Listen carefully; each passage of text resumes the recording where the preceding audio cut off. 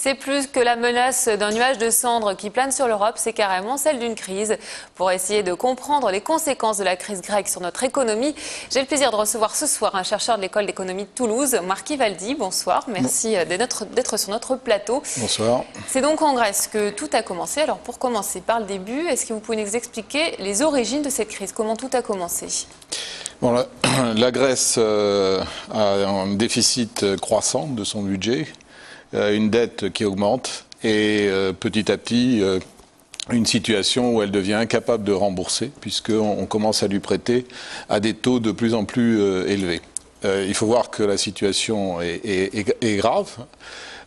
Si on prenait la situation française, la dette de la France actuellement, c'est 34 000 euros par Français. Chaque Français, y compris les bébés. Donc une famille de 4 personnes, c'est 120 000 euros. Une banqueroute, ça veut dire perdre 120 000 euros, donc c'est beaucoup d'argent. Pour essayer d'endiguer cette crise, il y a un plan de sauvetage qui a été mis en place au niveau européen. C'est un plan d'aide de 750 milliards d'euros, c'est ça, sur 3 ans. Est-ce que ça peut suffire à contenir les effets? Qu'est-ce qu'on peut en dire déjà?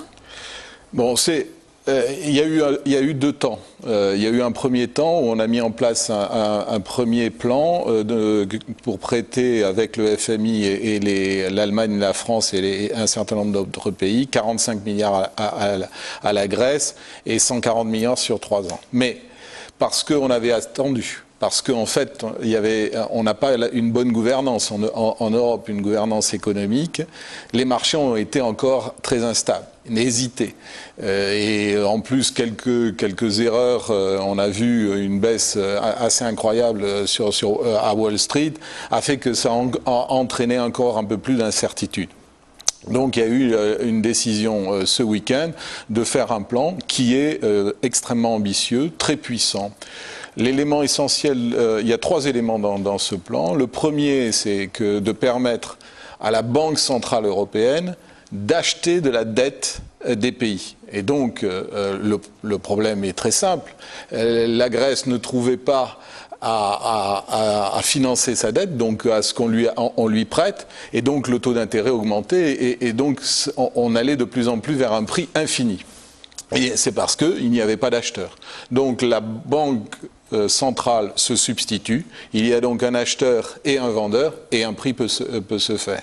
Donc ça va être un élément extrêmement puissant qui avait été utilisé lors de la première crise en 2008. Et selon vous, c'est un plan qui intervient un peu trop tard?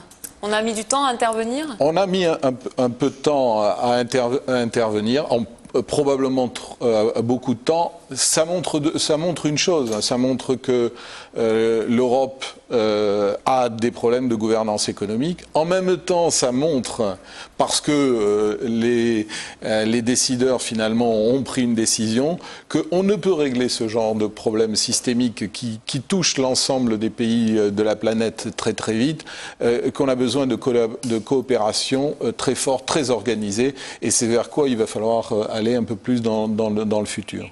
Et les répercussions se font déjà sentir en France. Le gouvernement se refuse à parler de plan de rigueur. C'est pour l'instant un plan de relance, mais bon, enfin, on joue peut-être un peu sur le mot. Donc, effectivement, le problème, c'est qu'on ne peut pas continuer à s'endetter.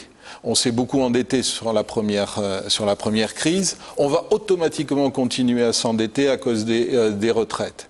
Donc, si on continue à s'endetter, on vient de le voir, on risque d'avoir la même situation que la Grèce. Banqueroute, je l'ai dit tout à l'heure, c'est très grave. Donc on est obligé d'éviter de trop s'endetter.